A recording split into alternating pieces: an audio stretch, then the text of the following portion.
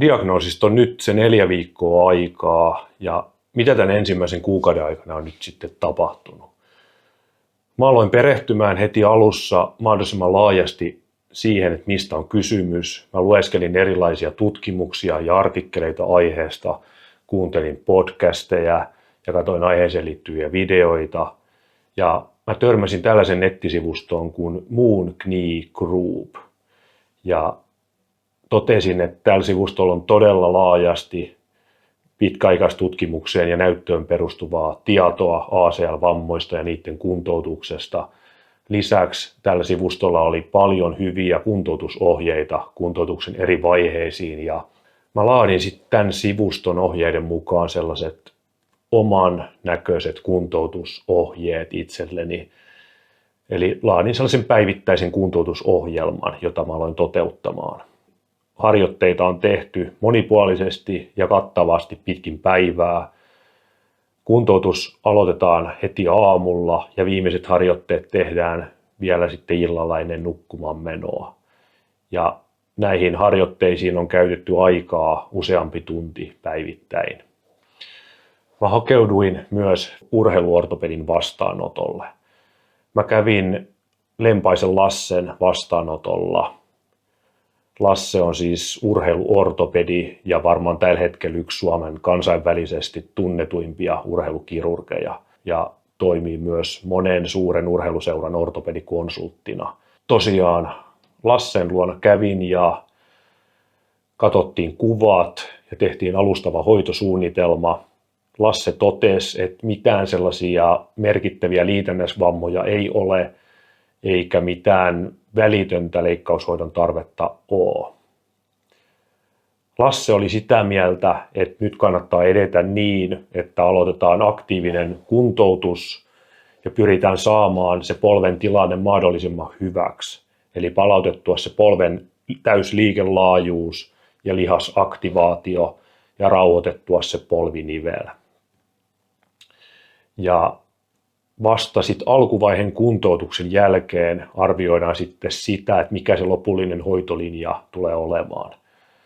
Jos todetaan, että polveen jää sellainen epävakausoire, että se kannattaa se polvi leikata, niin se ei mene silti se alkuvaiheen kuntoutus missään nimessä hukkaan, vaan Lasse kertoi, että mitä parempi se tilanne on ennen leikkausta, niin yleensä myös se lopullinen hoitotulos on parempi.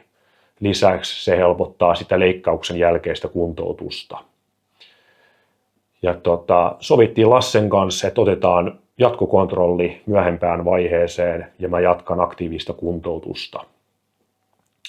Niin kuin sanottu, mä olin kuunnellut paljon podcasteja aiheeseen liittyen ja lukenut erilaisia artikkeleita. Ja luin useamman artikkelin ja huomasin, että oli monta hyvää artikkelia, missä oli tällainen fyssari kuin Marko Grönholm kirjoittajana. Sama kaveri on myös esiintynyt monessa podcastissa ja jutellut todella asiantuntevasti ACL-vammoista ja niiden kuntoutuksesta. Kiinnitin huomioon siihen, että tämä vaikuttaa todella asiantuntevalta kaverilta ja selvitin, että mistä oikein vaikuttaa tämä kaveri. Ilokseni sain todeta, että hän toimii Turussa. Niinpä mä hakeuduin sitten hänen vastaanotolle. Kävin noin viikko sitten ensikäynnillä. Marko totesi, että mä olen tehnyt hyviä asioita ja ihan oikeita asioita, mutta hän totesi myös, että nyt kannattaa kiinnittää erityisesti huomiota muutamiin asioihin.